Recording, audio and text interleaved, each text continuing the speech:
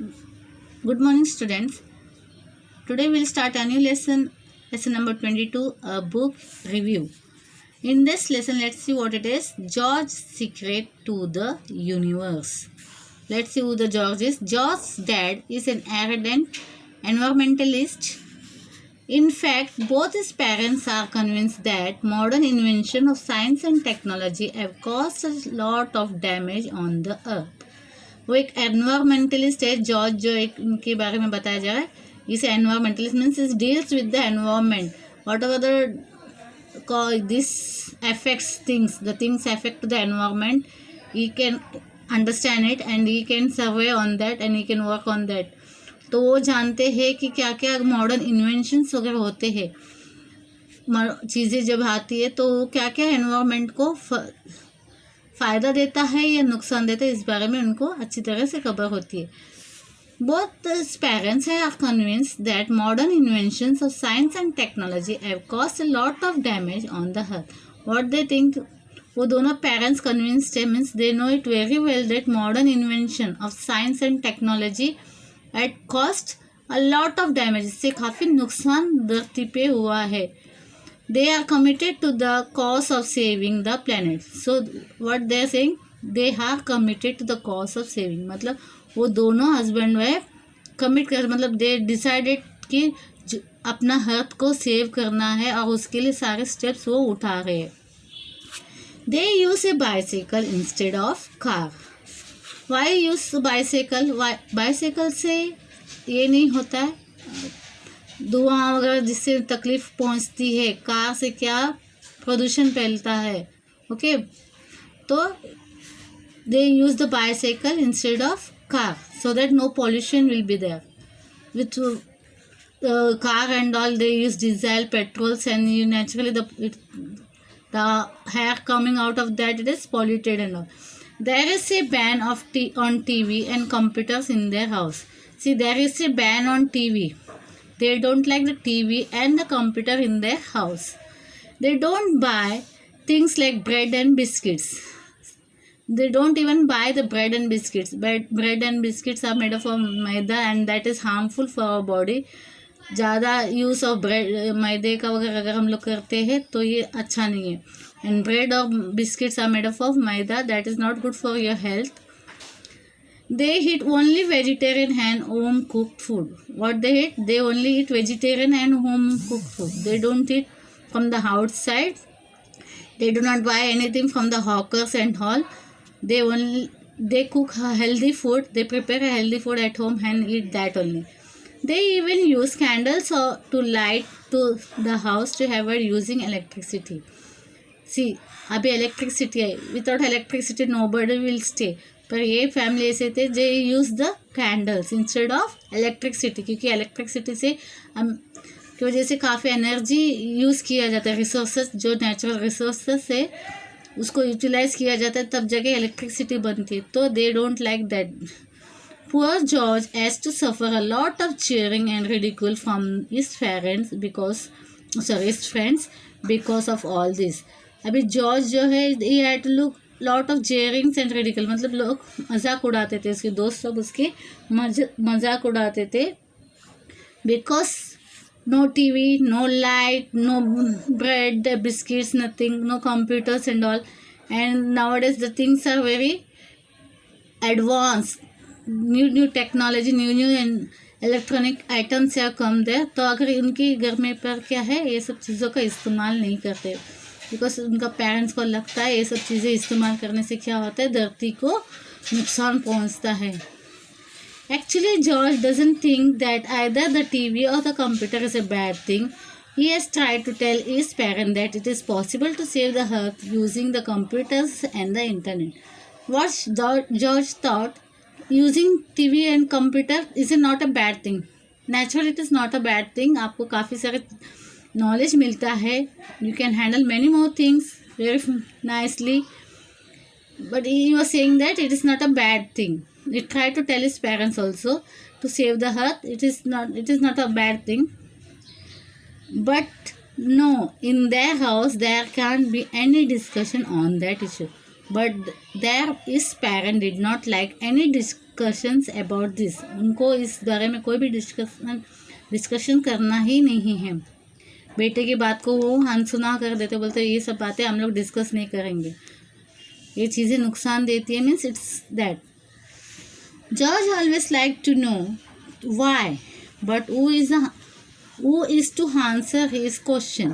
His parents think that he is still too young to understand global issue. Actually, George wanted the reason. वो पूछना चाहता है parents को, क्यों नहीं टीवी कंप्यूटर को हम लोग इस्तेमाल कर सकते, इंटरनेट का क्यों नहीं इस्तेमाल कर सकते, बाकी जो टेक्नोलॉजी का हम क्यों नहीं इस्तेमाल कर सकते, पर उसको जवाब देने वाला कोई नहीं है। और एंड इस पेरेंट्स थॉट दैट ये काफ़ी छोटा है ये सब समझने के लिए। Okay, actually George is a small kid right now, तो इनको पेरेंट्स को ये लगता है कि अभी वो काफ़ी छोटा है और उसको इस तरह की बातें वगैरह समझाई नहीं जा सकते, उसकी समझ में ये सब बातें नहीं आएगी।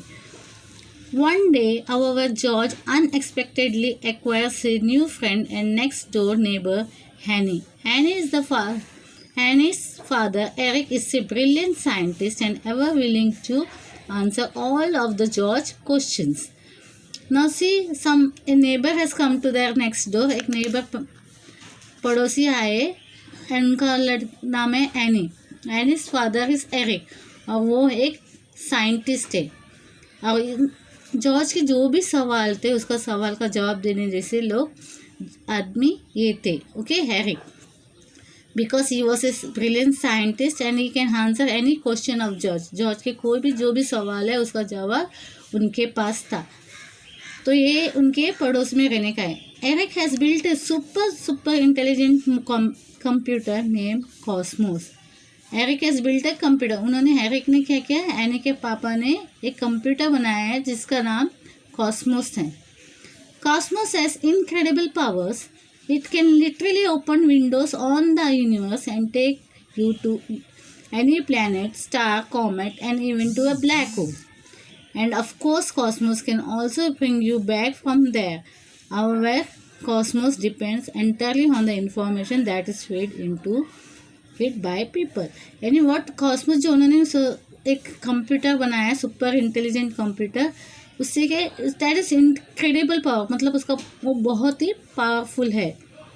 It can literally open Windows on the universe, मतलब वो हमें एडवांस जानकारी दे सकते दुनिया के बारे में, यूनिवर्स के बारे में। Take to any planet, star, comet, कहाँ का भी किधर का भी जानकारी हमें हासिल कर देता है। And of course Cosmos can also bring you back, और वहाँ से फिर अपने को यहाँ पे धरती के बारे में भी जानकारी दे सकता है। However, cosmos depend entirely on the information that is fed into by the people. मतलब ये जो कंप्यूटर है naturally it is a man made, जो इन्फॉर्मेशन हम लोग उसमें डालते हैं वही इन्फॉर्मेशन वो दे सकते हैं। तो what they are saying, Cosmos depend entirely on the information that is feed it by the people, जो इन्फॉर्मेशन लोगों ने उसमें डाला है सिर्फ वही दे सकते हैं।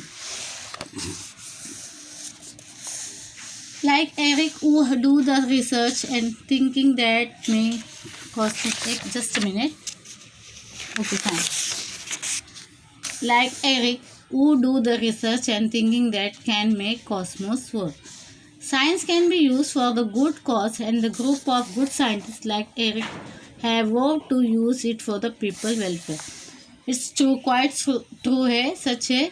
साइंस टेक्नोलॉजी है ना, अपने अच्छे के लिए हम लोग बना सकते हैं, इसे ऐसे इस्तेमाल करना चाहिए जिससे नुकसान ना पहुँचे, धरती को नुकसान ना हो, ऐसे सब चीज़ें हम लोग इस्तेमाल कर सकते हैं अगर साइंस से टेक्नोलॉजी से बनाया हुआ चीज़। तो Eric is that type of person जो वो साइंस को यूटिलाइज करते हैं अच्छे पर्पस के लिए, और इससे किसी लोगों को फ़ायदा हो, वेलफेयर हो। Unfortunately, there is one hard-hungry scientist who wants to use science for his own selfish motives. और कुछ ऐसे साइंटिस्ट लोग भी होते हैं जो सिर्फ अपने स्वार्थ के लिए इसका इस्तेमाल करते हैं। He is planning to steal Cosmos and all Eric's research so that he can establish his own rule on another planet.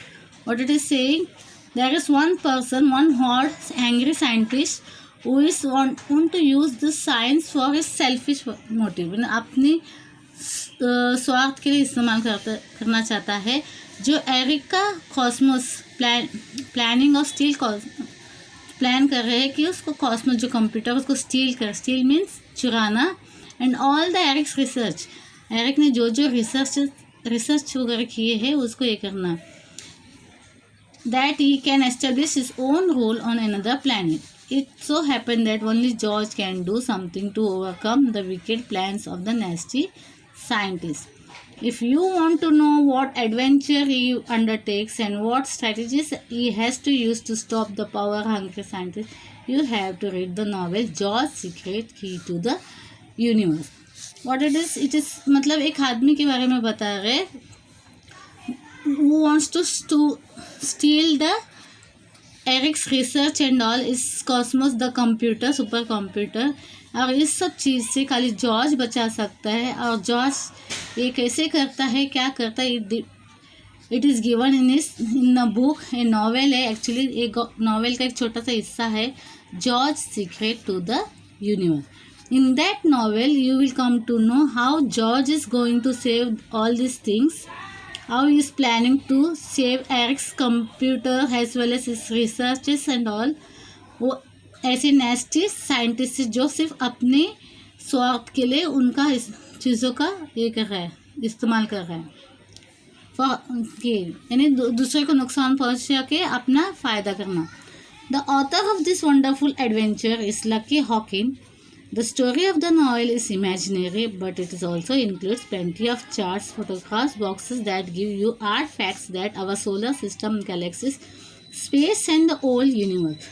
Means the author of the one story, जो George's Secret Key है of the universe, the author of that is name is Lucky Hawkin. Okay. The story of the novel is imaginary. The name of the author is Lucy Hawkin. The story of the novel is imaginary. Actually, the story जो है George's Secret Key to the Universe, it is imaginary. ये काल्पनिक कथा है, but it contains plenty of charts, photographs, boxes that give hard facts that our solar system, galaxy, space, and the whole universe. यानी यहाँ पे काफ़ी सारे charts, photographs आप देख सकते हैं। It includes solar system, galaxy, space, and the whole universe. This information has been presented in very simple, easy to understand manner by none other than Stephen Hawking, who is said to be one of the greatest scientists of our times. What it is said? This information has been presented. ये information हमें कौन मिला? A very simple, easy to understand manner में किसने ये किया, पेश किया है? स्टीवन हॉकिंग नाम के एक साइंटिस्ट है, उन्होंने ये सब हमें बहुत ही आसान तरीक़ा से समझाया है इस बारे में। Who is said to be the one of the greatest scientists of our times. His achievements are all the most astounding as he is a victim of many physical elements. Okay. His achievements are all more outstanding. Astounding means difficult to believe, ऐसी चीज़ें सब उन्होंने किया है तो आप सोच भी नहीं सकते। It is very difficult to believe. तो उनके अचीवमेंट ऐसे रिमार्केबल थे कि हम लोग कोई भी सोच नहीं सकते कि ऐसा भी कुछ हो सकता है। And is a victim of physical elements. वो एक बीमार से व्यक्ति थे, बीमार थे वो, उनको कुछ फिजिकली कुछ प्रॉब्लम था जिसके वो फेस कर रहे थे इलनेस को। He has to use a wheelchair to move about and use a computerized voice systems to order to speak. Means मैंने अभी बताया इज ए इल पर्सन, वो बीमार व्यक्ति थे जिनको घूमने के लिए व्हील चेयर का इस्तेमाल करना पड़ता था, और and he was not able to speak, तो he used to use computerized voice system. Computerized voice system का इस्तेमाल करके वो अपनी बात लोगों तक पहुंचाते थे। The story of the Stephen Hawking's triumph over his physical disability is itself an inspiring adventure. यानी उनका जो हकीकत है, उनकी ज़िंदगी की जो हकीकत है, वो भी कहानी इतना इंस्पायरिंग है लोगों को कि उससे काफ़ी कुछ लोग सीख सकते हैं। The book includes very attractive and expressive sketches drawn by the Gary Pearson. It is true that excessive use of the science and technology can give rise to certain problems, but turning away from the technology is not the solution. क्या last में conclude किया गया है it is very good, it is true to access. ये सच है कि हम हद से ज़्यादा साइंस और टेक्नोलॉजी का इस्तेमाल करते हैं तो काफ़ी सारे प्रॉब्लम्स क्रिएट होते हैं। नेचुरली हर एक चीज़ का फ़ायदा भी है, परिणाम अच्छा परिणाम भी है, दुष्परिणाम भी है। You can get the good things and the bad things same at. तो बट इसी चीज़ से भागना ये सॉल्यूशन नहीं होता है। अगर टीवी आपको नुकसान देता है, हद से ज़्यादा टीवी देखोगे तो नुकसान देगा। अगर टीवी में आप जो ज़रूरत की चीज़ें हैं, जैसे न्यूज़ है, आपको कोई चीज़ें मोटिवेट करता है, किसी चीज़ के बारे में जानकारी मिलती है, वो चीज़ आप अगर एक लिमिट बना के, एक वक्त बना के या टाइम के तौर पर देखोगे तो ये आपको फ़ायदेमंद लगता है।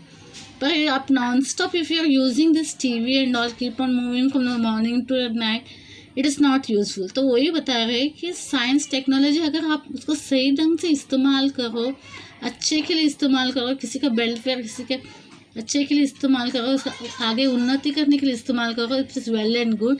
But if you are using it for the bad purposes, या आप उसका ये सही ये नहीं जानते कि किस तरह इस्तेमाल करना, that will cause problem also. That is what he is saying. That is why the Hawkins have given the important message in this book. More research, more studies and commitment to use them not for the selfish gains but for the welfare of the entire living world. यानी जो भी research किया जाता है, जितनी ज़्यादा research करो, जितनी ज़्यादा स्टडी करोगे उतना ही अच्छा है एक साइंस को डेवलप करने के लिए, क्योंकि हमें हमेशा आगे बढ़ना है, पीछे मुड़ के नहीं रहना है, पीछे नहीं रहना। तो आगे बढ़ने के लिए हमें क्या करना पड़ता है, ज़्यादा से ज़्यादा जानकर, ज़्यादा से ज़्यादा पढ़ाई, ज़्यादा से ज़्यादा रिसर्च करना चाहिए, ताकि अपने को आगे क्या हो सकता है इसके बारे में हमें सारे नॉलेज मिल सके। पर ये क्या है, सिर्फ देश की उन्नति के लिए, अपने लोगों की उन्नति के लिए, अपने देश लिविंग वर्ल्ड के फ़ायदे के लिए ऐसा होना चाहिए। ऐसा नहीं कि उससे हमें नुकसान हो या आपसे अपने ही सेल्फिश मोटिव देख के उसका ये करें। तो this is what in this lesson it is okay. Science technology it help you to understand everything. बहुत सारे नॉलेजेस मिलते हैं आपको, बहुत जानकारी मिलती है, आप up to date for the रहते हो। पर उसका चीज़ें जो भी हमें मिलते हैं उसको किसे यूटिलाइज करना है, अच्छे के लिए करना है, वो हमारा हाथ में रहता है। तो you have to use it that benefits you, that benefits other one and does not, ये कह सकते हैं, हाथ को नुकसान ना पहुँचाए। Okay, it is our intention, we have to see through it. हर एक चीज़ का गुड एंड बैड होता है, साइड्स होती है, तो we have to decide what it is. You should always look for the good things, good for the us, good for the other welfare, other peoples and good for the welfare of the world also. जब world रहेगा, living things रहेंगे, वो सही सलामत रहेंगे, तब हम survive कर सकते हैं, otherwise it is not possible. So वो धरती को उसकी पूरे इसमें जीने के लिए, रहने के लिए हमें देना चाहिए। It should well be taken care, ये हमारी जिम्मेदारी है। I think you can understand it. Thank you.